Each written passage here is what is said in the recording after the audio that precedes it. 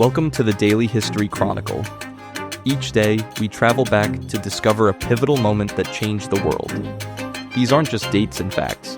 They're stories of courage, conflict, innovation, and consequence that still echo through our lives today. Are you ready to explore? Let's see what happened on this day in history. Good morning, and welcome to today's episode. I'm Richard Backus, publisher of University Teaching Edition, and each day I invite you to join me as we reflect on a significant moment from our shared past. Today is November 19th, 1959. The Ford Motor Company announced it was discontinuing the Edsel, ending one of the most spectacular product failures in American business history. By today, the reality is fully sunk in. The car that was supposed to revolutionize the medium-priced market, backed by $250 million in development costs, equivalent to about $2.6 billion today, had become synonymous with failure. Here's what fascinates me about the Edsel story. Ford did everything right according to conventional business wisdom of the 1950s. They conducted extensive market research. They spent lavishly on development. They created massive advertising campaigns. They had talented designers, experienced executives, and all the resources of one of the world's largest corporations.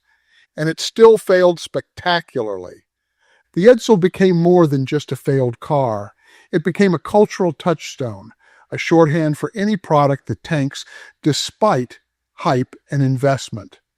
When someone says, "That's an Edsel," everyone from that era knew what they meant, a well-funded disaster. So what went wrong? How did Ford, maker of the legendary Model T and the successful Thunderbird, create such a colossal failure? And what does the Edsel teach us about market research, timing, quality control, and the gap between what companies think consumers want and what they actually buy? Let's explore this fascinating failure and discover why we're still talking about the Edsel 66 years later. To understand why Ford created the Edsel, we need to understand the 1950s automotive market structure. General Motors dominated the industry by offering a car for every income level. At the bottom was Chevrolet, affordable for working families. As you moved up the income ladder, GM offered Pontiac, then Oldsmobile, then Buick, and finally Cadillac at the top.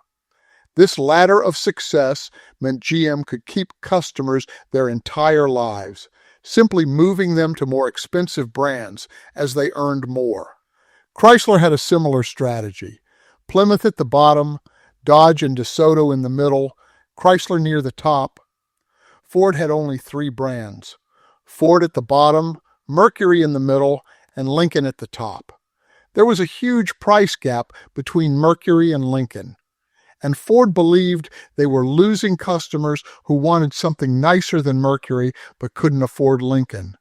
In 1948, Henry Ford II formed a committee to study whether Ford should create a new medium-priced brand. The answer came back, yes. By the mid-1950s, the medium price segment was booming. Americans were prosperous, moving to suburbs, buying bigger cars. The market seemed perfect for a new brand positioned between Mercury and Lincoln. In April 1955, Ford's board approved the plan. They created a new division, initially called the Special Products Division, later renamed the Edsel Division. They invested massively in research, development, tooling, production facilities, and advertising. Here's what strikes me about this decision. On paper, it made perfect sense. Ford had identified a gap in their product lineup. The market was growing. They had the resources to compete. Every piece of data said, "Go ahead." That's what makes the Edsel fascinating. It wasn't a dumb idea executed by idiots. It was a logical strategy executed by smart people that still failed catastrophically. Ford spent unprecedented amounts on market research for the Edsel. They surveyed consumers about what features they wanted, what price point seemed reasonable, what kind of personality appealed to them.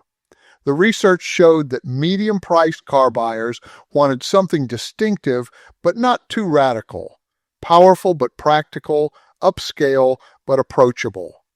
Ford described the target customer as the smart car for the younger executive or professional family on its way up. Not someone buying a cheap first car, but not someone wealthy enough for luxury either, the aspirational middle class. Based on this research, designers created the Edsel's distinctive features: the vertical horse collar, grille in the center of the front end, the unusual teletouch transmission controls in the steering wheel center, the rolling dome speedometer, and the various trim and styling elements meant to differentiate it from Ford and Mercury models. The grille became the car's most controversial element. Designer Roy Brown originally envisioned a slender, elegant opening, but engineers worried about engine cooling and demanded it be larger. Executives demanded it be even more prominent and distinctive. The result was the tall vertical grille that critics said looked like a toilet seat, a horse collar, or worse. I always wonder if anyone in those meetings had the courage to say, "This looks ridiculous." Design by committee often produces bland compromises, but the Edsel shows how it can also produce something too distinctive in the wrong way. The name itself came from extensive research. Ford compiled over 18,000 possible names. They tested hundreds with focus groups, but Henry Ford II overruled them all and named it after his father, Edsel Ford, who'd been Ford's president from 1919 until his death in 1943. Edsel Ford's own sons objected, understanding that if the car failed, their father's name would be associated with failure. Henry Ford II insisted. Ford called September 4th, 1957, E-Day, the day the Edsel launched. The advertising campaign had been building for months, with teaser ads showing the car blurred or covered, promising something revolutionary. Dealerships were packed for the unveiling. Newspapers covered it extensively. The hype was enormous. When the wraps came off, consumers saw a car that looked odd. The vertical grille dominated the front end. The styling was busy, with lots of chrome and unusual angles. And while it had some innovative features, fundamentally it was built on Ford and Mercury platforms with many shared components. Ford had projected selling 100,000 to 200,000 Edsels in the first year. They sold about 64,000. Disappointing, but not catastrophic yet. But the problems went beyond sales numbers. The cars had serious quality control issues. In the rush to meet launch deadlines, Edsels were shipped incompletely assembled or with defects. Trunk lids popped open when drivers shifted into reverse. The teletouch transmission often failed. Push-button controls stuck or malfunctioned. Oil leaks were common. Customers who'd bought the hyped Edsel found themselves with an expensive, unreliable car that didn't look as good as promised. Dealers who'd invested in Edsel franchises found themselves with inventory they couldn't sell and customers demanding repairs under warranty. Here's what's crucial to understand. These weren't just minor bugs. The quality problems destroyed any chance Edsel had of building customer loyalty. Even if someone liked the design, they weren't going to recommend it to friends after their teletouch transmission failed for the third time. But Edsel's biggest problem wasn't quality or design, it was timing. Remember, Ford had started planning the Edsel in 1955, based on market conditions then.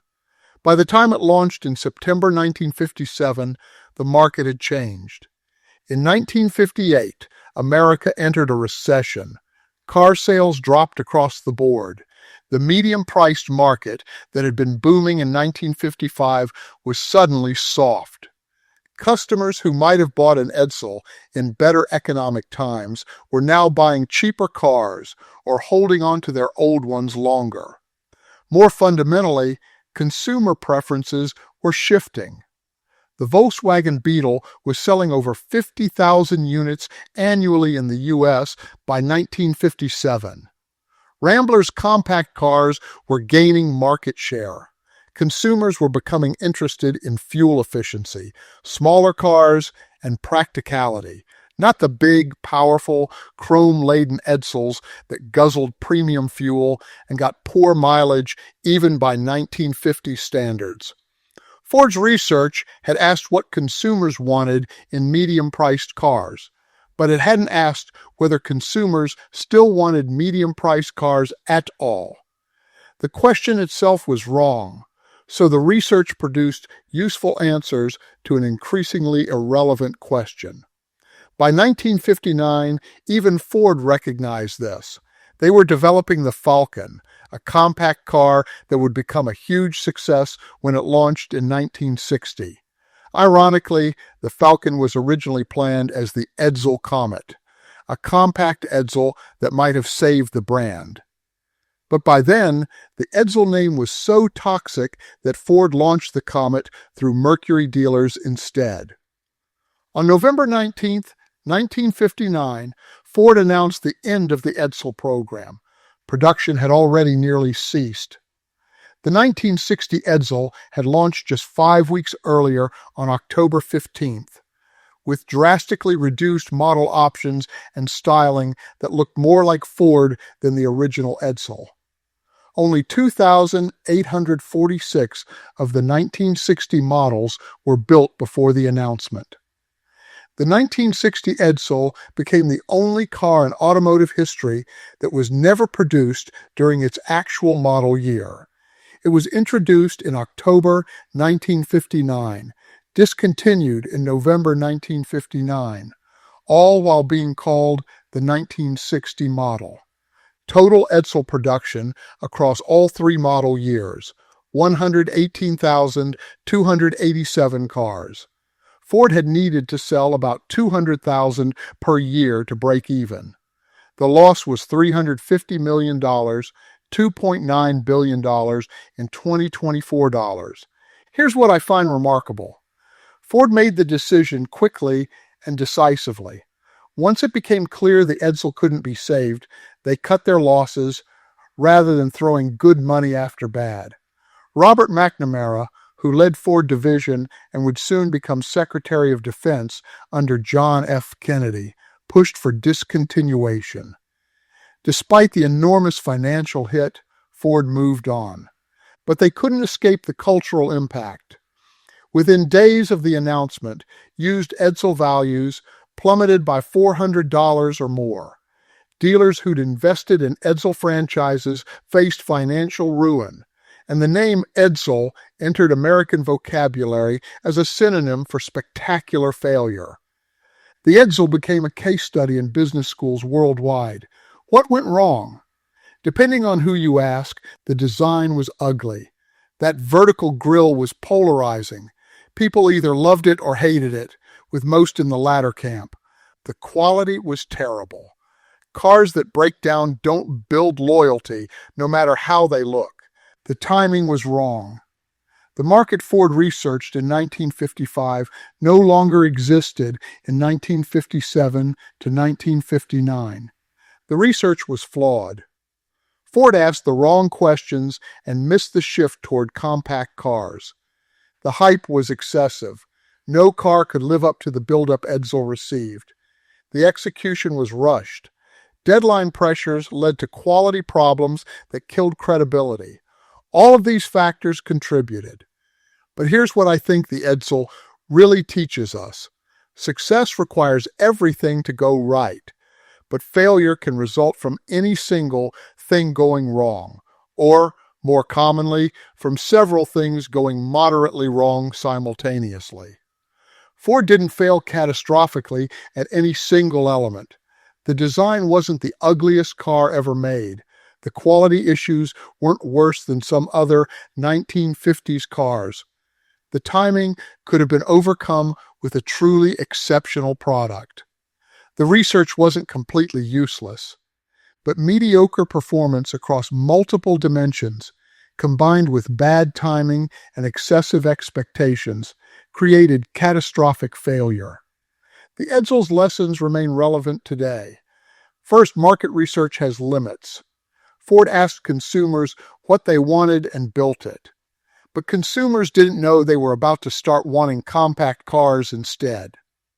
Research can tell you what people think they want, but it struggles to predict shifts in preference, especially driven by external factors like recessions or cultural changes. We see this repeatedly. Blockbuster researched consumer preferences and concluded people liked going to stores. Netflix bet they'd prefer streaming. BlackBerry researched what business users wanted in phones. Apple redefined what a phone could be. Sometimes the breakthrough comes from ignoring research, not from following it. Second, quality control can't be sacrificed for deadlines. Edsel's launch problems weren't fatal. Ford could have recovered from slow sales. But you can't recover from a reputation for unreliability. Once customers experience quality problems, they tell others, and the brand becomes toxic. Modern companies still make this mistake. Software companies ship buggy products to meet deadlines. Manufacturers rush production. The short-term gain of meeting a launch date creates long-term damage to reputation.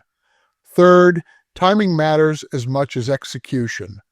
Edsel wasn't necessarily a bad car for 1955 when Ford started planning it. But by 1957 to 1959, consumer preferences had shifted. The lag between conception and launch meant Edsel was designed for a market that no longer existed. This challenges the idea that careful planning always pays off. Sometimes, by the time you've done all the research, planning, and development, the opportunity has passed. Speed and adaptability can matter more than thoroughness. Fourth, names stick. Ford tried to rehabilitate Edsel after the first disappointing year, redesigning for 1959 and 1960. But the name had become associated with failure. The Comet Compact, originally planned as an Edsel, became successful when launched under a different name. Reputations, once damaged, are extraordinarily difficult to repair. Sometimes it's easier to start over with a new name than to rehabilitate a tainted one. Today, Edsels are collectibles. About 9,000 survive, carefully maintained by enthusiasts who appreciate their distinctive design and historical significance. Ironically, the car that failed commercially has become valuable because of its rarity and its fame as a failure. The name lives on in a different way. That's an Edsel means a well-funded disaster. When Google Glass failed, people called it an Edsel. When New Coke tanked, same thing. The Segway, Zune, Quibi, all compared to the Edsel. But here's something often overlooked. Ford survived the Edsel disaster. The company took a massive loss but kept operating, learned from its mistakes, and went on to produce successful cars like the Mustang 1964 and the best-selling F-Series trucks. The Edsel didn't destroy Ford because Ford had the resources to absorb the loss. Failure is expensive, but not always fatal, if you have sufficient resources and institutional capacity to learn from it.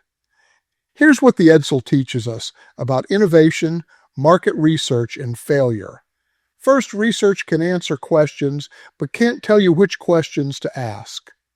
Ford researched medium-price cars extensively, but never questioned whether the medium-price market itself was sustainable. They optimized within a framework that was becoming obsolete. This happens constantly. Companies research how to improve products that consumers are abandoning. They study markets that are dying. The most important questions often can't be answered by research because they require imagination about futures that don't exist yet. Second, excellence in execution can't overcome fundamental strategic errors. Edsel's quality problems made failure worse, but even a perfectly built Edsel would have struggled. The strategic choice, building a medium-priced car in a market shifting toward compacts, was the core problem. Organizations often focus on execution while ignoring strategy. They want to do things right rather than asking if they're doing the right things. Third, failure offers valuable lessons, but only if you're honest about what went wrong. Ford could have blamed the recession, bad luck, or consumer irrationality. Instead, they analyzed what went wrong, learned from it, and applied those lessons to future products. The Edsel's legacy at Ford wasn't just embarrassment, it was education. Future Ford executives knew the story. They learned to question assumptions, test earlier, move faster, and not confuse extensive research with actual understanding. On November 19, 1959, Ford announced the end of the Edsel. By December 19th, 1 month later and 66 years ago today, the reality had settled in. The most hyped car launch of the decade had become the most spectacular failure. The philosopher George Santayana wrote, "Those who cannot remember the past are condemned to repeat it." The Edsel story offers specific lessons worth remembering. We remember that extensive research can't predict everything. Sometimes markets shift faster than companies can respond. We remember that quality matters more than hype. No amount of advertising can overcome reliability problems. We remember that timing can matter as much as execution. The right product at the wrong time still fails. Most importantly, we remember that failure isn't the opposite of success, it's often the path to it. Ford survived the Edsel disaster, learned from it, and went on to create successful products. The lesson wasn't don't take risks. It was take smarter risks, learn faster, and be ready to change course when reality diverges from expectations. Every modern product failure echoes the Edsel. New Coke, Google Glass, Galaxy Note 7, Quibi. The specific circumstances differ, but the pattern repeats. Companies that rely too heavily on research without anticipating change, that prioritize launch dates over quality, that confuse what consumers say they want with what they'll actually buy. Remembering the Edsel means recognizing these patterns before they lead to disaster. It means questioning assumptions, testing hypotheses, adapting to change, and being honest about warning signs. History isn't just about the past. It's about understanding how we got here and avoiding the same mistakes. The Edsel is why we remember. Thanks for joining me today on the Daily History Chronicle. If you enjoyed this episode, please subscribe and share it with someone who loves history. Tomorrow, we'll explore another fascinating moment from our shared past.